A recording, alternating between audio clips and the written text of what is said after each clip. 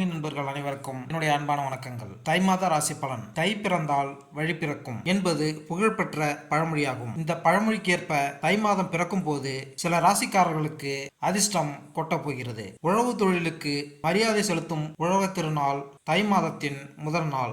அமாவாசை நாட்களில் பித்ருக்கள் பூஜையை முறையாக செய்து குடும்பத்தில் குழப்பம், சண்டை, வியாதி, வம்ச விருத்தியின்மை போன்றவை ஏற்படும். உலகில் உயிர்கள் பிறக்க காரணமாக இருப்பது சூரிய ஒளி என்பதால் இந்தியாவில் பெரும்பாலான விரதங்கள், பண்டிகைகள், விசேஷங்கள் சூரியனின் மையமாக வைத்து கொண்டாடப்படுகிறது. அதாவது சூரிய பகவான் தனுசு ராசியிலிருந்து மகர ராசிக்கு பயிற்சியாகக்கூடிய மகர சங்கராந்தி ஜனவரி 15ஆம் தேதி, அதாவது தை மாதம் தொடங்க உள்ளது. சூரியனின் ராசி மாற்றத்தால் சிறப்பான பலன்களை பெறக்கூடிய ராசிகள் அல்லது ராசிக்காரர்கள் யார் என்பதை இங்கு பார்ப்போம். சூரிய பகவான் தன்னுடைய மகனான சனி பகவானின் வீடான மகர ராசியில் சஞ்சாரம் செய்ய உள்ளார். மகர சங்கராந்தியான தை மாதத்தின் 12 ராசிகளின் வாழ்க்கையிலும் சாதகமான தாக்கத்தினை ஏற்படுத்தும். கிரகங்களின் ராஜாவாகவும் ஆத்மகாரனான சூரிய பகவான் ஜனவரி 15ஆம் தேதி மதியம் 2:32 மணியளவில் மகரத்தில்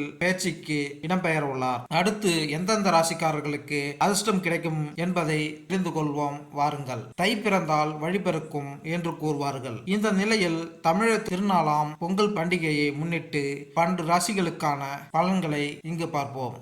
கும்பராசி. எனது அன்பார்ந்த கும்பராசி அன்பர்களே, உங்களுடைய ராசிக்கு 7ஆம் அதிபதியான சூரிய பகவான் 12ஆம் வீட்டில் அமர்ந்து நீண்ட தூர பிரயாணம், வெளியூர், வெளிமாநிலம் போன்றவற்றின் மூலம் நல்ல லாபத்தை கொண்டு வந்து சேர்க்க போகிறார். குறிப்பாக 2ஆம் இடத்தில் இருக்கும் விரிவுபடுத்துவார். இதுவரை நீங்கள் வாங்கி கொண்டிருந்த ஒரு சம்பளம் பத்தாது என்று 2-3 வருமானத்தை உயர்த்த போகிறார். கும்பராசி காலபுருஷ தத்துவத்திற்கு லாபகரமான வீடான 11ஆம் வீடு ஆபஸ்தானபதி என்றால், அப்படி என்றால் இயற்கையாகவே நீங்கள் லாபஸ்தான வீட்டில்தான் பிறந்திருக்கிறீர்கள். அப்படி இருக்கும் பொழுது இந்த தை மாதம் உங்களுக்கு 11ஆவது வீட்டில் சில கிரகங்கள் அமர்ந்து லாபத்தை உங்களுக்கு கொண்டு வந்து சேர்க்க போகிறார்கள். 8ஆம் இடத்தில் இருக்கும் கேது பகவான் நீண்ட தூர பிரயாணம், ஷேர் மார்க்கெட் முதலீடு, வெற்றி, மறைபொருள் ரகசியங்களை உங்களுக்கு